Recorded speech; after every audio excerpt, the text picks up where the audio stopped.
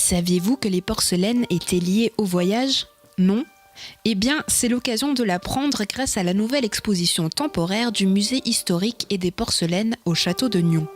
En 1995, Vincent Libert, le conservateur du musée, achète cette saucière à un marchand rolois.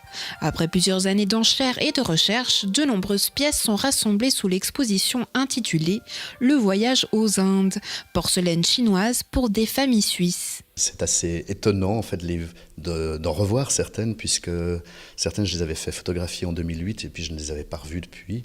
Et puis c'est vrai que voilà, j'ai fait aussi tout un travail de catalogue pour rendre cela un peu plus vivant. Pour ce faire, un travail minutieux qui se termine par l'installation du prestigieux service là-bas.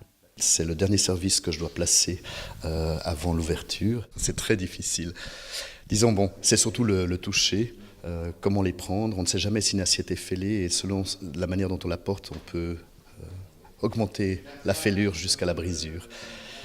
En fait là, bien, je sais à peu près ce que nous allons avoir comme pièces, je connais les dispositions du château et on doit imaginer justement où on va les disposer de manière à bien les présenter. Après plusieurs calculs, l'exposition sera prête. Retour au XVIIIe siècle lorsque la Compagnie des Indes, grande compagnie de marchands, rapporte du thé et des porcelaines chinoises nécessaires à la dégustation de cette boisson. Environ 30 millions de porcelaines sont importées.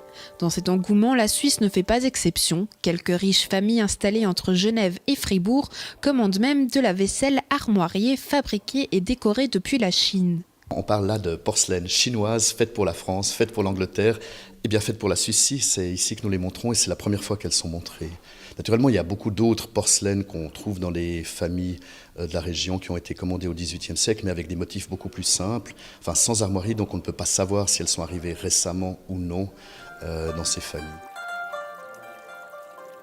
Souvent, les gens qui commandaient ces services à leurs âmes en profitaient pour commander très étrangement, et c'est très peu connu, des jetons de jeu gravés en nacre. Ces jetons étaient contenus dans des boîtes de laque. Là, vous avez les exemples, il y a 3 boîtes, il en fallait 4. C'est ce qu'on appelait des boîtes de quadrilles et qui étaient contenues dans un petit coffret.